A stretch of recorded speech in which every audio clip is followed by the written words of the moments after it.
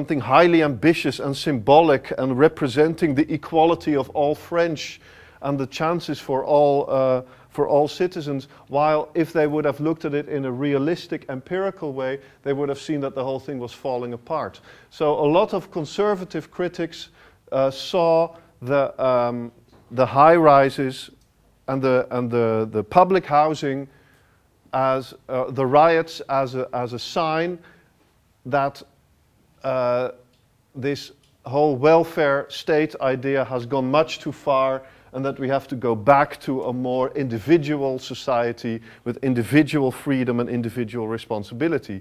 So the left and the right both found ways of using this story for their own rhetorical agendas. And then, of course, there's the third political party, the party of architects. Many architects, you could say the left wing or the modern wing, the avant-garde wing, they said, no, it has nothing to do, no, don't blame us. This is the modern project. There's nothing wrong with the design of these places. It's just that it didn't go far enough. We didn't manage it enough. We didn't do enough. We didn't finish it. We should have stayed on top of it. In principle, these areas can work. It's just a problem of poverty, of maintenance, of globalization, etc. So there's another, and so their solution, if they were brave enough to come up with solutions like the OMA was in the early 90s, who made projects for the Bijlmermeer in Amsterdam, was to kind of reprogram them, reinvent them, inject new program into the ground floors, redesign them, but keep them standing and keep them up there as a fantastic kind of monument for the ambition of the welfare state. And the interesting thing, what you can also see, this is the Bijlmermeer, is not only do they not believe that the shape or the scale or the massive kind of aesthetics of these things are problematic in themselves. In their projects, of course, for other places, because we do not ask those kinds, we do not give those kinds of commissions anymore, they come up with projects that even take it one step further. This is a project, I think, clearly inspired by the Bijlmer, but then in a kind of hysterical version of it for Singapore. But then there's another wing within the architecture profession that says, no. It has absolutely everything to do with the form. The form is to blame. It comes from the form. The form is so important. So you could think that this school of architecture are the real believers, because they absolutely believe that there's a direct line between the shape and the form and the space of architecture and the behavior of the people inside. Because they say, no, you cannot build like this. You cannot build these enormous flats because it alienates people. It cuts these places completely off from history. It gives these people a living environment that has nothing to do with thousands and thousands years of tradition, of history, of collective memory, of ornament, of scale, of typologies, of history.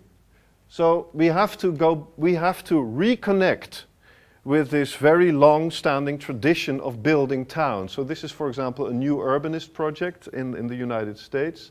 This is a project by Leon Krier, the most famous architect to have ever come from Luxembourg. The second most famous architect to have ever come from Luxembourg is his brother, Rob Krier, who will be giving a talk at this school very soon, I think. So this is his design for a new city, how new cities should look.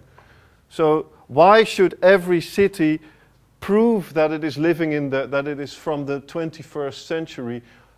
Cities grow, cities develop cities, are the expression of our culture, our history, etc. Of course, building cities like this means complete tabula rasa, starting all over again, and designing very precisely cities that look like this. So this is the, and of course, what the implication of this also is, if we really want to solve the urban problem, and their hypothesis is true, it means that we will have to demolish all the high-rise council estates in the entire world, or even in one city, which is a nearly impossible task, or which is an impossible task. Even if the Dutch have taken it quite far, even they could not demolish all high-rise estates. Here you see one attempt. So what then but if you look at what is the result on politics, that then depends on the state of the economy. When the economy is good, the politicians believe that it is that the form of the architecture is to blame when the economy is good.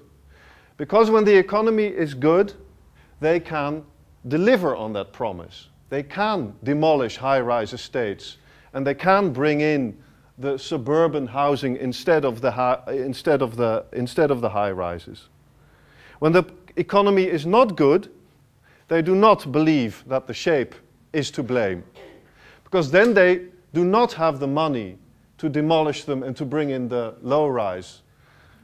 Then they say, no, no, no, it is about society, and it is about this and about that, and then we will do incremental change on those things. So also there you can see that there's no fixed outcome, no fixed ideology. Here you see the demolition of parts of the Bijlmer Meer, and its replacement with low-rise suburban housing. And this is, the plan was to do it nearly everywhere, but this has stopped a little bit for now. So now you have this strange hybrid of two ideologies meeting each other.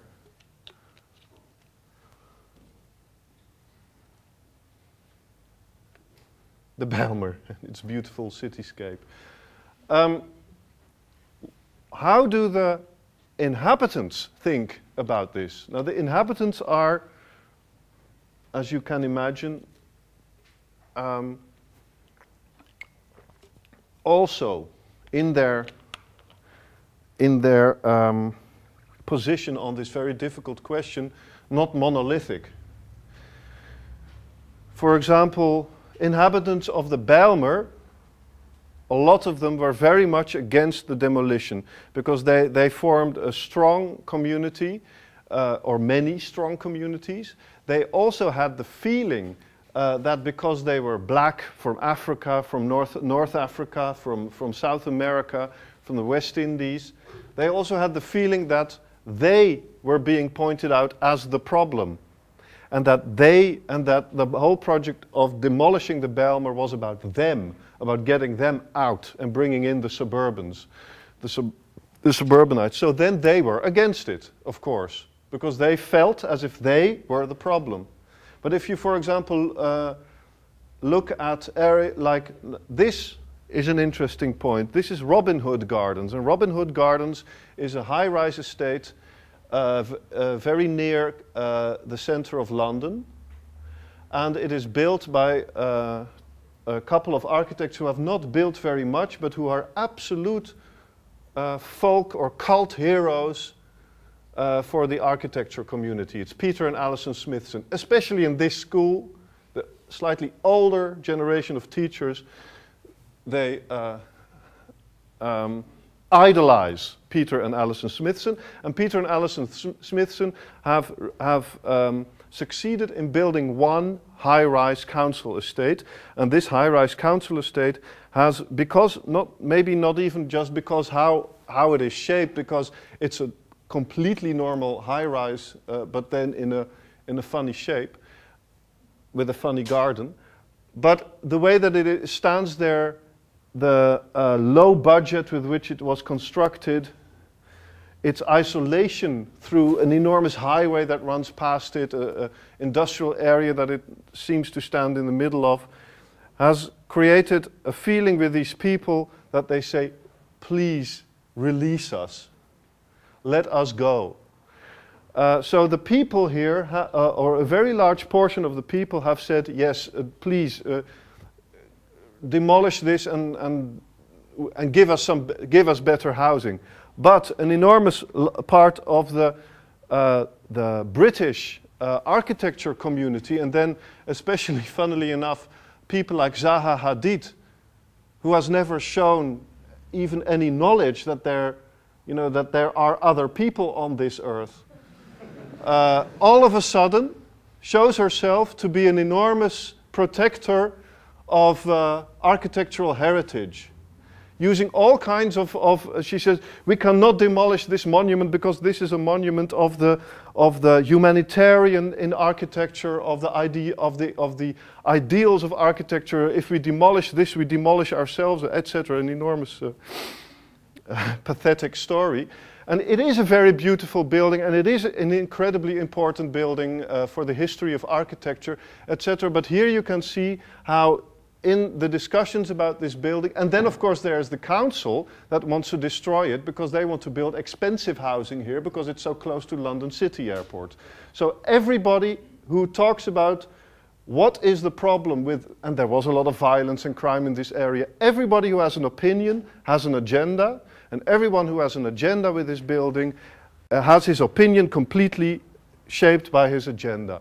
And that is why I said I want to leave you completely confused after this lecture. Okay, these are two of the kids in Robin Hood Gardens. The funny thing is that these areas, you only see concrete, but it's always called gardens. And the one is standing on a skateboard, see? So he's just as high as his friend. Another problem here, but we won't talk, maybe that's for next year, architecture and obesity could be could be a theme. Okay, now we move into mythological territory. The city has always been a place of fear and a place of disgust and a place of, oh my God, look at the state of the city, it is going to explode in violence, and look at the shape of the city, and look what the shape of the city does to its people. And there's always been a kind of social disgust, political disgust at the shape of the city right now, at any right now in history, also in the medieval times, in the Roman times. The city, as it was at that very moment, has always been the reason for, oh my God, we have to demolish it and start over again. This has always been there. On the other hand, the city has also always been this idea of fear and disgust with the city has also always created great art. Gustave Doré, great documentary, penetrating, shocking, beautiful art. Gustave Doré in the London of the Victorian age, The Wire, the best television show ever, on the Baltimore, actually also of the Victorian age, well the architecture is, but the Baltimore of the early 21st century. You see them again? And also this art could also be Blade Runner. Extrapolations on, if the city is bad now, let's make it even worse, as a form of urban dystopian fiction. So this is Blade Runner is the Los Angeles that is even worse than the Los Angeles of the late 80s when Blade Runner was made. A kind of permanently steaming, paranoid, extremely dense, harsh, robotized, terrifying place. That looks exactly like this, but this is just Tokyo by night. It also, of course, in